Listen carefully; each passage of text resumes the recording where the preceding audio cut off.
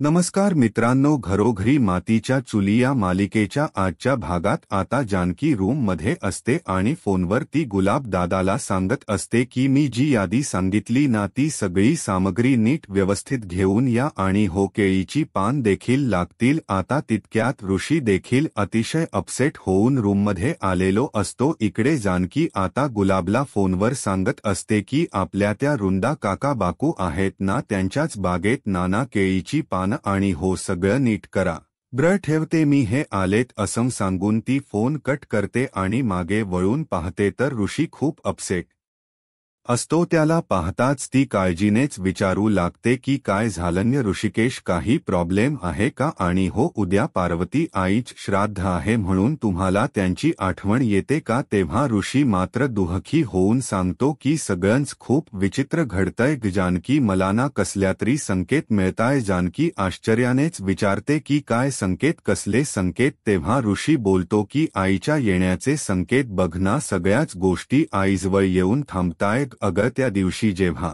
आपण घरातून निघालो होतो तेव्हा आईच्या नावाने आलेला तो फोन कॉल, त्यांचं विचारणं की पार्वती आहे का म्हणून। त्यानंतर आपण गावी गेलो तेव्हा तिथे त्या बाईने सांगितलं की हरवलेली व्यक्ती सापडणार म्हणून। आणि हो, आत्ताच गार्डनमध्ये सापडलेल्या त्या हिरव्या रंगाच्या बांगड्या। तेव्हा जानकीलाही या सगळ्या घटना अगदी एका मागोमाग एक आठवत असतात। तर पुढे आता ऋषी म्हणतो की एवढंच नाही जानकी, आज देखील खूप विचित्र घडलं ग। तेव्हा जानकी मात्र घाबरतच विचारते की काय घडलं ऋषिकेश? ऋषी सांगू लागतो की जेव्हा तो ऑफिसला जात होता, आता इकडे ऋषी जेव्हा गाडीतनं जात असतो, रस्त्यात तोंडावर पदर घेऊन एक बाई गाडीला इशारा करत थांबत असते आणि तिच्या हातावर पुरुषोत्तम असं नाव लिहिलेलं ऋषी पाहतो। तिच्या हातात त्याच प्रकारच्या बांगड्या असतात, शिवाय तिने हिरवी साडी नेसलेली असते। ऋषी मात्र पुढे जाऊन गाडी थांबवतो, खाली उतरून घाईघाईने मागे येऊन त्या बाईला पाहणार, परंतु ती बाई गायब झालेली असते। हे सगळंच काही तो जानकीला सांगतो आणि खूप पॅनिक झालेलं असतं। जानकी मात्र म्हणते की काय, पण कुठे गेली ती बाई? ऋषी बोलतो की माहिती नाही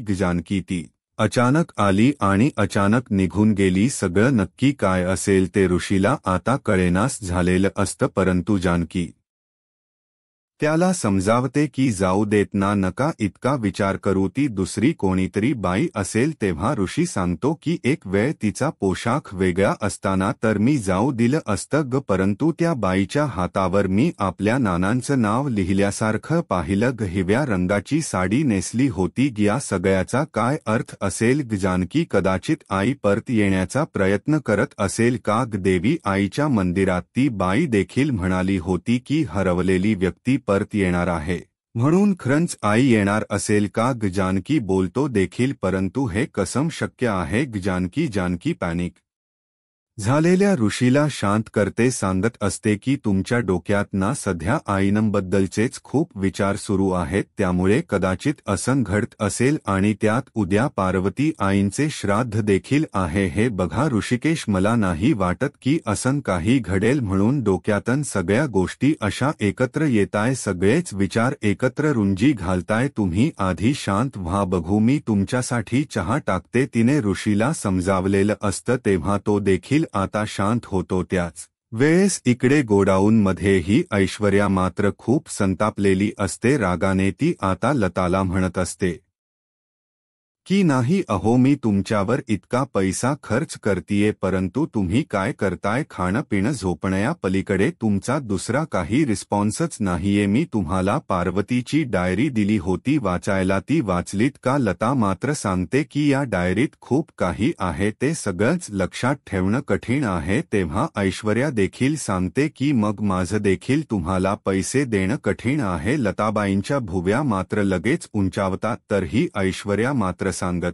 असते की नाही ना चालणार, तर मग आजची रात्र आहे तुमच्याकडे, ही डायरी नीट वाचून काढा, कारण उद्या वतीचे श्राद्ध आहे उद्यापासून त्या अरंदींच्या घरात एका नव्या अध्यायाला सुरुवात होणार तुमच्या रूपाने पार्वती परत येणार अग माझा हा वार तू कसा चुकवशील तयार रहा जानकी असं बोलून ही ऐश्वर्या खुश होत असते सारंग देखील हसतच उभा असतो तर त्यानंतर आता दुसरा दिवस उजाडतो इकडे जानकी श्राद्धाची सगळी तयारी करत असते सामान यादीप्रमाणे नीट आहे की नाही ते ती तपासत असते तेव्हाच सुमित्रा फोनवर बोलतच बाहेर येते गुरुजींना सांगत असते की हो सगळी तयारी झाली आहे येतोच आम्ही त्यानंतर जानकीलाही येऊन काय झाली का तयारी असा प्रश्न करते तेव्हा ती सांगते की हो आई हे काय सगळं सामान मी पिशवीत भरतच आहे आणि काय आई गुरुजी पोहोचलेत का तेव्हा सुमित्रा हसूनच सांगते की हो अगं अख्ख्या परिसरात ना ते घड्याळ गुरुजी म्हणून प्रसिद्ध आहेत अगदी वेळेत येतात आणि दोघेही हसत असतात तितक्यात नानाही तिकडे येतात आणि विचारू लागतात की झाली का तयारी तेव्हा जानकी ही होकार देते त्यानंतर सुमित्रा मात्र ऋषीबद्दल विचारते आता जानकी गप्पच होते तर पुढे नाना मात्र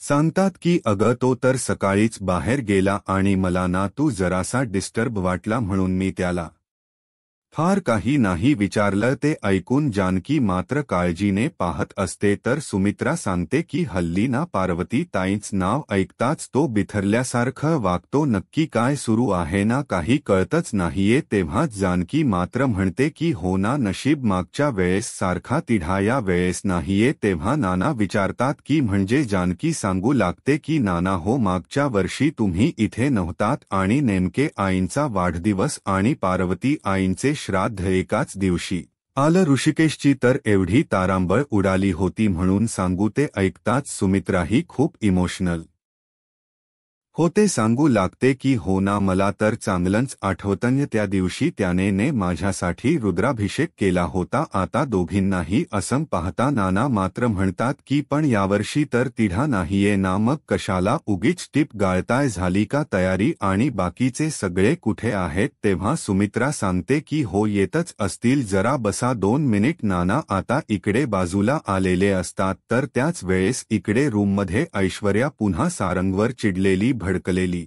असते रागाने विचारत असते की काय तुम्ही त्या लताबाईला पैसे का नाही दिलेत तेव्हा सारंग सांगतो की अहो कसे देणार होतो ऐश्वर्या मी पैसे घेऊन गोडाऊनमध्येच येणारच होतो परंतु तेच मागणं वहिनी नाही का आली तेव्हा आता इकडे ऐश्वर्या म्हणत असते की काय हे सारंग ती जानकी काय रात्रभर तिकडे वॉचमनगिरी करत बसली होती का त्या लताबाईला तुम्ही चांगले ओळखता ना ती कशी येते माहिती आहे ना तुम्हाला रात्रीच जाऊन तुम्ही पैसे का नाही दिलेत तर इकडे आजीही म्हणत असते की हो ना काय रे तुझ्या हातांना काय मेहंदी लागली होती का ऐश्वर्या पुढे वैतागत बोलत असते की जर का ती म्हणाली की पैसे मिळाले नाही काम करणार नाही तर मग काय करणार आहोत आपण आजी ही बडबड करत असते म्हणत असते की हो ना ती म्हणेन की पूर्ण पैसेच दिले नाही आता काही कामच करणार नाही ऐश्वर्या बोलत असते की असं जर का झालं ना सारंग तर मात्र तुम्ही माझ्या हातून गेलात आता असे उभे का आहात जाना कपाटातून पैसे घ्या आणि तिला आत्ताच्या आत्ता नेऊन द्या आजी ही म्हणत असते की हो ना जाना सारंग आणि तितक्यात जानकी दरवाजा उघडून आतमध्ये येते तिला पाहताच या दोघीही स्तब्ध झालेल्या असतात देखील आता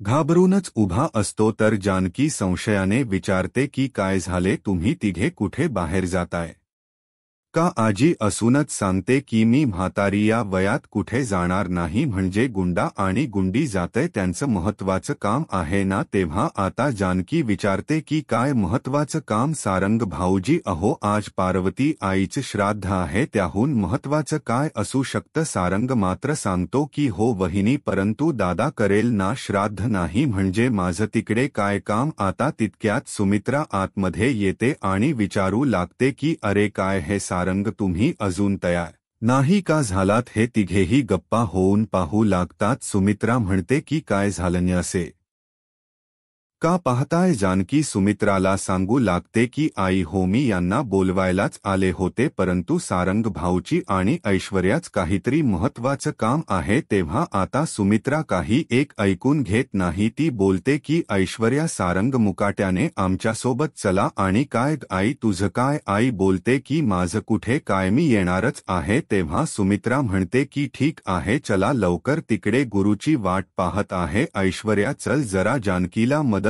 कर. आणि काय रे सारंग, तू काय हा असाच येणार आहेस का, असं सुमित्रा विचारते. तेच खोटारडी ऐश्वर्या सांगते की नाही आई, ते नाहीच येणार. नाही म्हणजे काय आहे ना, त्यांची जरा तब्येत खराब, अहो रात्रीपासूनच खूप ऍसिडिटी आहे त्यांना. आता हे ऐकताच सारंग देखील नाटक करायला सुरुवात करतो. क्षीण आवाजात बोलत असतो की हो आई, अगं खरंच ना, आतून खूप कसतरी होत्य ग, मळमळते मला, मी घरीच आराम करतो. मित्रा मात्र गोंधळतच पाहू लागते. तर जानकी विचारते की पण मग हे सगळं मला आधीच का नाही सांगितलं? जेव्हा विचारलं तेव्हा तर म्हणाल्या होतात ना की महत्वाचं काम आहे, त्यासाठी बाहेर जायचे म्हणून. ऐश्वर्या नाटकं करतच बोलते की हो, हेच महत्वाचं काम होतं, डॉक्टरांकडे जायचं होतं ना. ते सारंग म्हणू लागतो की नाही ऐश्वर्या, मी काय म्हणतोय, मला घरीच आराम पडेल. तर आजीही बोलत असते की हो, तू घरीच आराम कर आणि ते काम कर ब्र का. तेव्हा जानकी धक्क्याने पाहत राहते. तर सुमित्रा विचारते की कुठलं काम? आजी मात्र सांगते की आराम करायचं काम, ते महत्वाचं आहे ना. आता आपण इथे बोलत काय बसलोय, चल घाटावर गुरुजी आलेही असतील, आपण टुणूक टुणूक जाऊयात, असं म्हणत आजी आणि सुमित्रा बाहेर निघून जातात. आता जानकी देखील मागे वळते. तेच ऐश्वर्या आणि सारंग एकमेकांना खुणवायला सुरुवात करतात. जानकी हा मागे फिरते तेव्हा हे दोघेही गप्पच होतात. जानकी मात्र सारंगला टोमणा देत म्हणते की जर का तुम्हाला खरंच ब्र वाटत नसेल ना, तर मग काळजी घ्या. सारंग मुकाट्याने फक्त मान डोलावतो. ती ऐश्वर्याला म्हणते की काय येतेस ना. ऐश्वर्या खोटहस्त सांगत असते की तू हो पुढे आलेस, मी. जानकी निघून जाताच ती घाईने दरवाजा बंद करते. सारंगचा तर पुरता गोंधळ उडालेला असतो. तो विचारू लागतो की पुरती वाट लागली, आता काय करायचं, कसे द्यायचे पैसे. ऐश्वर्या वैतागून म्हणते की जरा शांत व्हा ना, विचार करू द्या. हे बघा, मी एक काम करते, तुम्ही रूममध्येच थांबा, मी खाली जाऊन सगळा अंदाज घेते. त्यानंतर मी खिडकीच्या बाहेर एक शिडी लावते. तुम्ही पैसे घेऊन त्या लताबाईकडे जा, तिला ते पैसे द्या. आम्ही श्राद्धाच्या ठिकाणी जातो, तुम्ही तिला देखील तिकडेच घेऊन या, कळलं ना. आता मात्र सारंग घाबरतच म्हणत असतो की काय त्या लताबाईला पैसे द्यायचे, तिकडे घेऊन यायचं, हे सगळं मला एकट्याने जमेल ना.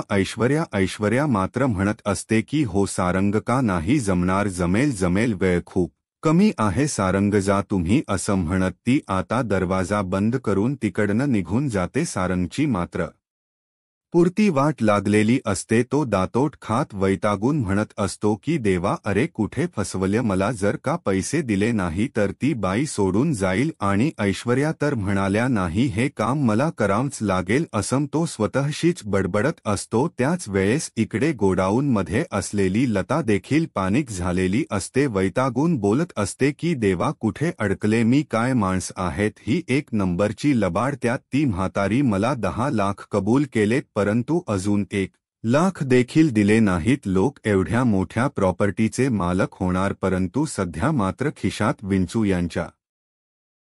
विंचूचे हे काम करण्यात ना काही अर्थच नाही. यापेक्षा जर का दुसऱ्या एखाद्या ऑडिशनला गेले असते ना, तर निदान 4 पैसे तरी मिळाले असते. या लता कारखानेच टॅलेंट वाया जातंय, असं म्हणत ती आता काहीतरी वेगळाच विचार करत असते. तर त्यानंतर इकडे सुमित्रा, जानकी, ऐश्वर्या तिघेही जायला निघालेले असतात. सुमित्रा फोनवर ऋषीशी बोलत असते, सांगत असते की गुरुजींना सांग, अरे आम्ही मगाशीच निघालोय म्हणून, नाहीतर उगीच चिडचिड करत बसतील रे. हो, जानकी देखील आहे. आणि काय म्हणालास, ठीक आहे, बोल तिच्याशी, असं म्हणत ती आता जानकीकडे फोन देते आणि आत जायला लागते तेव्हा जानकी विचारते की काय झाले आई. सुमित्रा म्हणते की अगं मधाची बाटली राहिली आहे, तू थांब इथे मी आणते. सुमित्रा आतमध्ये येते परंतु टेबलवर काही मधाची बॉटल नसते, त्यामुळे ती ऐश्वर्याला आवाज देते. ऐश्वर्या बाहेरच उभी असते, ती पाहत असते की रूमच्या खिडकीजवळ तर ऑलरेडी शिडी आहे. ती खूप खुश होते, मनाशी म्हणत असते की देवा आज तर तू आमच्यावर खूपच मेहरबान झालेला दिसतोय. आणि तितक्यात पुन्हा एकदा सुमित्रा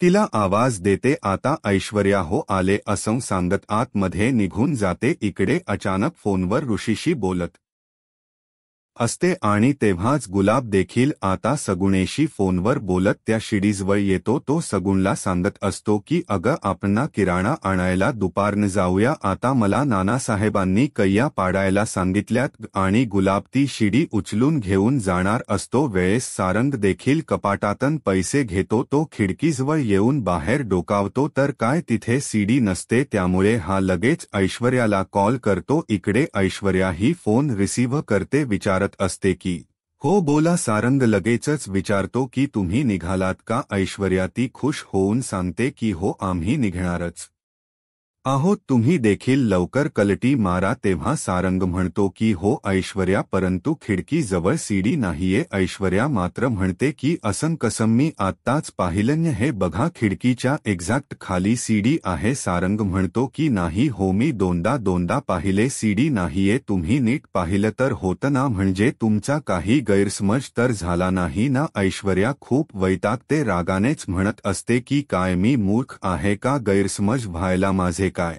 डोळे फुटलेत का, सीडी आहे नीट पहाना. सारंग तेव्हा सारंग म्हणतो की हो ठीक आहे, पण मी पुढे काय करू.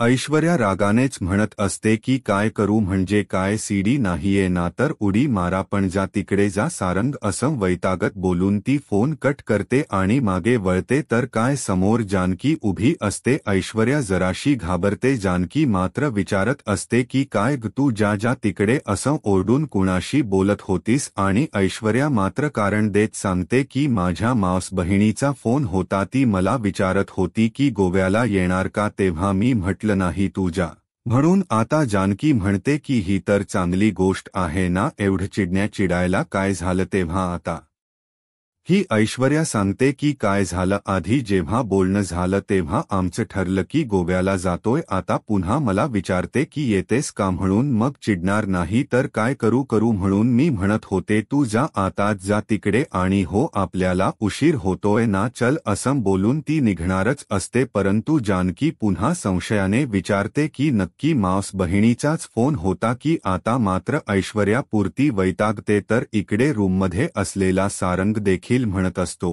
की काहीतरी म्हणे उडी मारून जा. ऐश्वर्याला काय मी हिरो वाटलो का. इतक्यात त्या सारंगला काहीतरी सुचतं. तो खुश होऊन म्हणतो की काय हिरो नाही, ख्या आयुष्यात तर मी हिरो नाहीये, परंतु मी सिनेमातला हिरो तर पाहिलाय ना. जेव्हा अशी परिस्थिती असते, उंचावरून उडी मारायची असते ना, तेव्हा खिडकीतून साडी सोडून असा हिरो उडी मारतो आणि निसटतो, मी देखील तेच करतो. असं बोलत तो कपाटातून ऐश्वर्याची साडी घेतो. पुन्हा विचार करत म्हणतो की नाही साडी नको, उगीच खराब झाली ना तर ऐश्वर्या ओरडतील मला ना. ऐश्वर्याचा हिरो व्हायचं हे करताच त्या माझ्यावर खुश होतील, त्यापेक्षा ना चादर घेतो. असा विचार करून तो आता खाली असलेली चादर बाहेर काढतो, तिला एक गाठ मारतो आणि खिडकीतून बाहेर सोडतो. आता या चादरीच्याच मदतीने सारंग खाली उतरणार असतो. इकडे सुमित्रा देखील मधाची बॉटल घेऊन आलेली असते तर ऐश्वर्या विचारते की काय हो आई, मला बोलावलं होतं ना. तेव्हा सुमित्रा सांगते की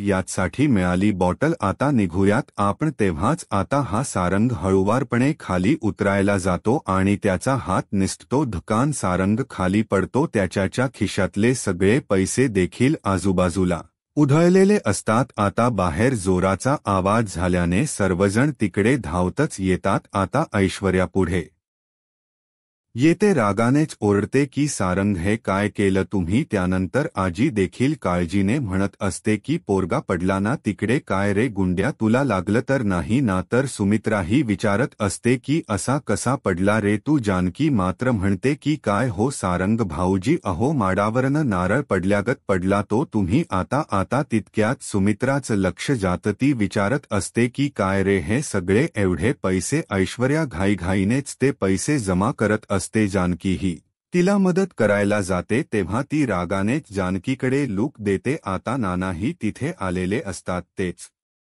विचारतात की काय रे असा कसा पडलास. ते सगळे पैसे कसले. तेव्हाच आता सारंग गोंधळलेला असतो. ऐश्वर्या लगेच त्याच्याजवळ येते आणि चोर काय सारंग चोर शिरला होता का घरात. तेव्हा ढोंगी सारंग देखील म्हणत असतो की हो नाना चोर हे पैसे चोरून घेऊन जात होता आणि मी त्याला पकडणार इतक्यात तो पळाला. हे पैसे त्याचेच आहेत हे खाली पडले. तेव्हा आता जानकी मात्र म्हणते की काय सारंग भाऊजी अहो चोर चोरी करून उडी मारून अगदी व्यवस्थितपणे पळून गेले. तुम्ही मात्र त्यांना पकडायला गेलात आणि असे धाडकन पडलात. आता सारंग मात्र म्हणतो की नाही वहिनी अगं त्या चोराने खिडकीतन चादर बांधली होती त्यावरून तो असा झपाझप उतरला. हे पैसे खाली पडले आणि मी देखील त्याला पकडायला उतरणारच इतक्यात पडलो. तेव्हा आता नाना रागानेच म्हणतात की काय रे बैला काय करत होतास. तुला आम्हाला आवाज नाही का देता आला. सारंग मात्र म्हणतो की नाही नाना त्याचं काय झालं. मी बाथरूम मध्ये होतो ना. मला आवाज आल्या बाहेर पाहतो तर काय तो चोर खिडकीत होता. मी त्याला पकडायला गेलो आणि पडलो नाना. तेव्हाच